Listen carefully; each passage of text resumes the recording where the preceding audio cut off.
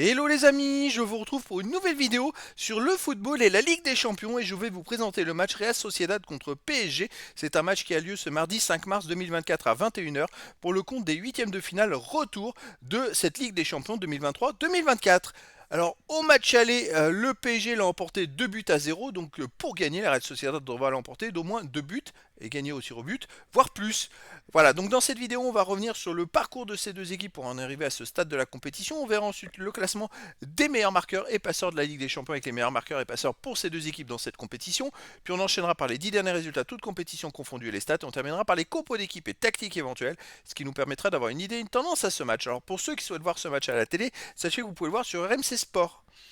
Donc pour en arriver là, la Real Sociedad a fini première du groupe D avec 12 points en 6 matchs, 3 victoires, 3 nuls, aucune défaite, 7 buts pour, 2 contre, plus 5 de différence de but. Ils ont fini premier devant l'Inter de Milan qui avait aussi 12 points, et devant Benfica, donc une très très bonne performance quand on voit le niveau de l'Inter Milan cette saison.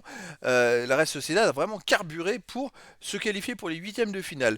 Le PSG de son côté a eu des difficultés pour se qualifier, ils ont fini deuxième du groupe F avec 8 points en 6 matchs, 2 victoires, 2 nuls, 2 défaites, 9 buts pour, 8 contre, plus 1 de différence de but. Ils ont fini à 3 points de Dortmund, ex aequo avec Milan avec seulement 3 points d'avance sur Newcastle.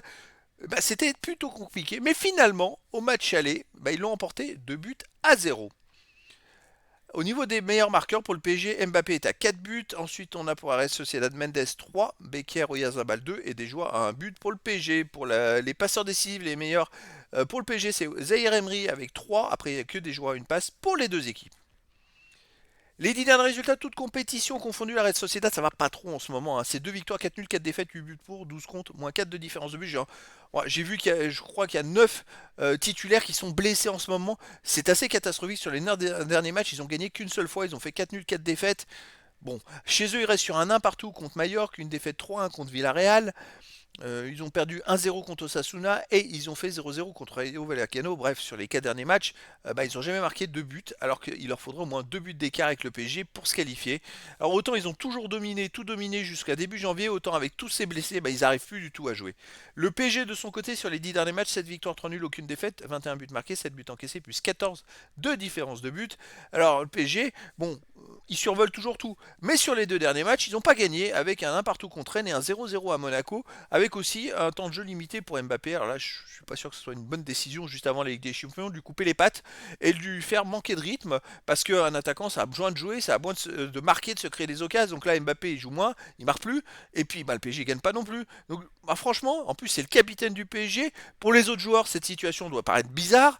C'est vrai que franchement, je sais pas à quoi ils jouent les Parisiens juste avant la Ligue des Champions, avant le huitième final retour. C'est pas le moment. C'est limite se tirer une balle dans le pied.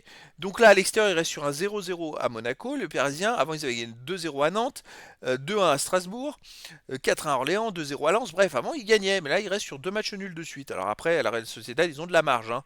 Mais quand même, au niveau des compos d'équipe et tactique, pour la Real Sociedad, on aurait du 4-3-3 et gardien Remiro, défense Traoré, Normand, Zubelia, Galan, milieu de terrain Mendes, Zubimendi, Merino, attaquant Kubo, Oyarzabal et Zakarian. Et pour le PSG, on aurait du 4-3-3 et gardien Donnarumma, défense Hernandez, Danilo, Marquinhos, Hakimi, milieu de terrain Ruiz, Vitinha, Zaire Emery, attaquant Barcola, Mbappé et Dembélé. Donc voilà les amis, le décor est planté entre ces deux équipes. Avantage au PSG qui l'a emporté 2 buts à 0 au match aller.